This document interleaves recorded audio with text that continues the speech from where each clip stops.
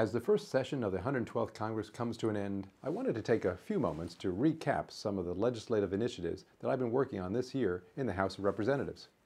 This year, the 5th District residents, like most Americans, voiced their concerns about the budget crisis, job creation, and the constitutional role of the federal government. Well, I'm proud to say that I was on the front lines for each of these policy debates in Congress, introducing conservative solutions that went to the heart of our country's most pressing needs.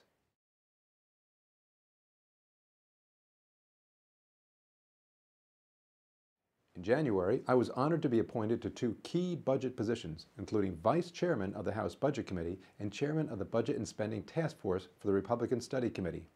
See, as Chairman of the RSC Budget and Spending Task Force, I introduced Honest Solutions. That was a 2012 fiscal budget that would do what everyone in Washington thought to be impossible: balance our federal budget in 10 years. In fact, it was the only budget introduced in Congress in 2011 that brought our budget deficit into balance in less than 10 years. Additionally, I joined Budget Committee Chairman Paul Ryan to unveil a set of 10 budget process reform measures that would strengthen spending controls, enhance oversight of government spending, and bring honest accounting to Washington's broken budget process.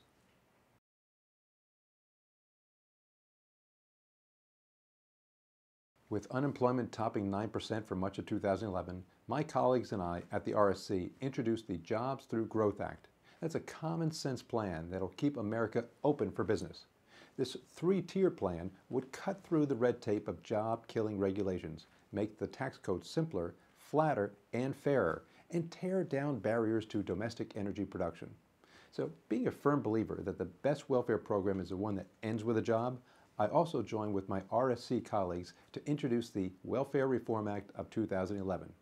It was based on the success of 1996 reforms under President Clinton, and our plan would help food stamp recipients become independent of government assistance, give taxpayers a clearer picture of national welfare spending, and return the federal welfare budget to pre-recession levels after unemployment falls back down to 6.5%.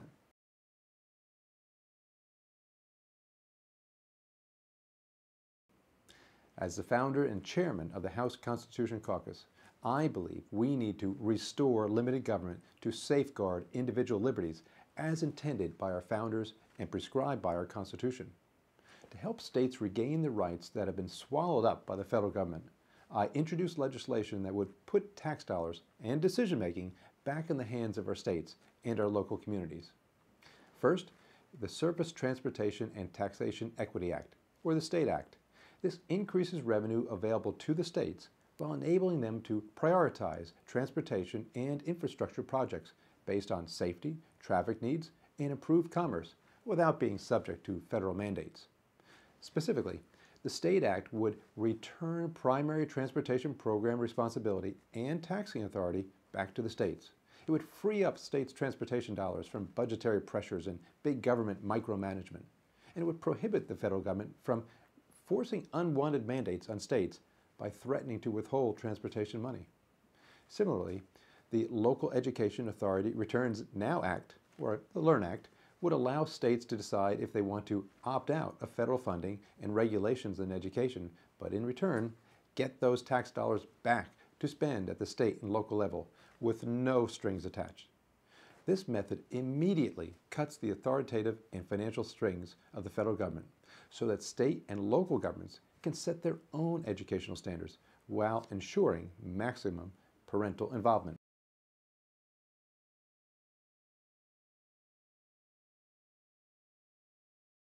At the start of the 112th Congress, I was honored to be named the chairman of the Financial Services Subcommittee on Capital Markets and Government-Sponsored Enterprises.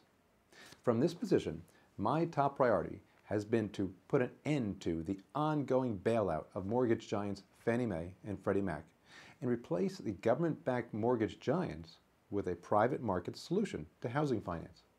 So my subcommittee has taken an incremental approach to slowly dismantle Fannie and Freddie with 15 bills, including my bill, the GSE Credit Risk Equitable Treatment Act, which, well, it would ensure that Fannie and Freddie are not exempt from new risk retention rules mandated by Dodd-Frank.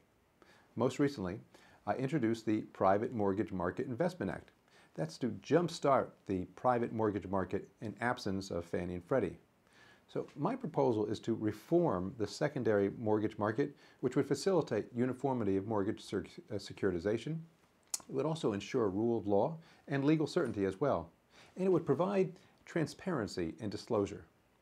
Finally, in light of the burdensome and really chaotic rule-making process as a result of the Dodd-Frank law, I also introduced the SEC Regulatory Accountability Act.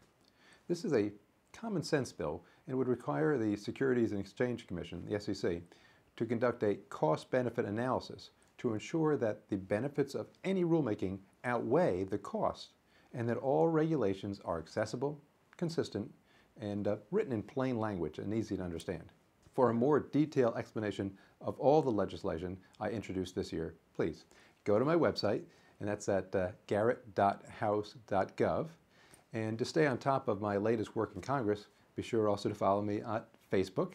That would be at facebook.com/Rep. Scott Garrett.